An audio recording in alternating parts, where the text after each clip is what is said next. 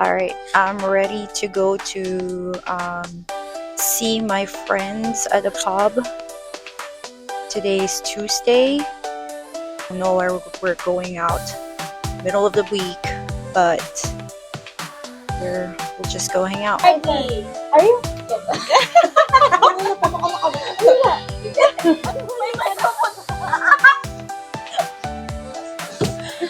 Microphone na siya.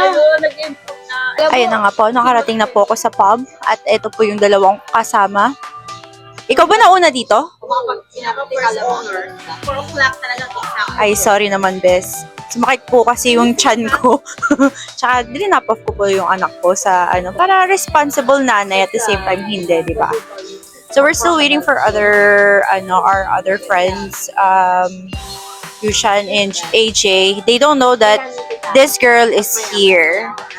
So, yeah. Sakto ka lang. So, kamusta naman po ang mga buhay-buhay natin na last na nagkita-kita tayo? Ipag-hintayin natin. Buhay pa ako. Ikaw, Bes, kailan ka pa nakauwi? Di ka nagsasalita. Nagulat din ako. Kailan mo Nakakagigil ka. Kahapon lang. na-message niya? Sabi ko, magtago-tago muna ako sa mga kaibigan ko. Bakit? Gusto ko mag-chill. Siguro lagi tayo lumahan. Alam natin nandito siya. What's wrong with that? Wala naman. What's wrong with that? What's wrong with nothing? Kasi, ganito, diba,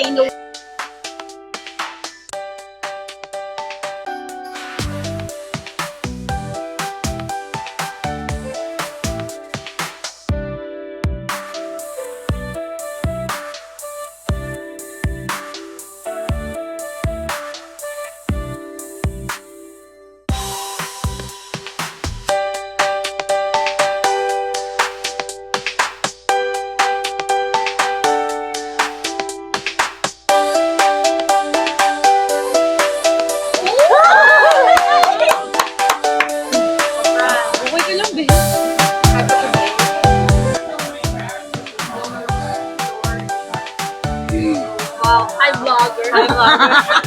Vlogger. Ba't kayo late sa kabel? Kaya na papunta na?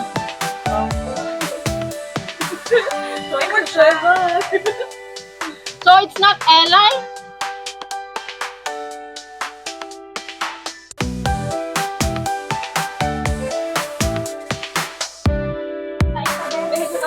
Ito sa kapitbahay mo na siya takot tayo.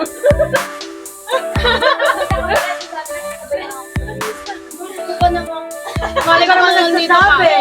Di ba, Eli? Hanapin mo yung sinanok na doon sa bahay siya. Lalabas daw.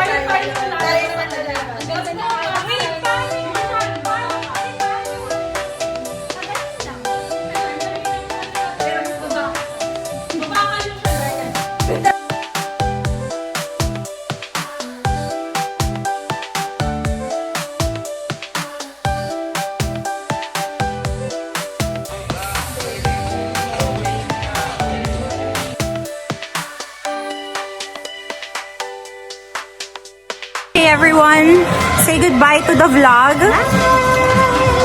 Diba? Busy na naman si Bes. Okay, bye! Oh, Yushan. Bye! It's a wrap! It's a wrap! Goodbye! Nagsasalsa, pwedeng sabihin nyo to sa kanya. Ang puso ko'y nahihirapan na.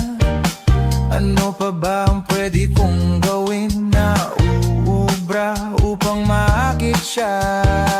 Palagay kaya ako ng tato, magpatubo ng balbas sa nguso, magpalaki ng muscle sa braso, magpadagdag ng puwet kay belo. Buksan mo, papasukin ako. Isang araw, nagmamaneho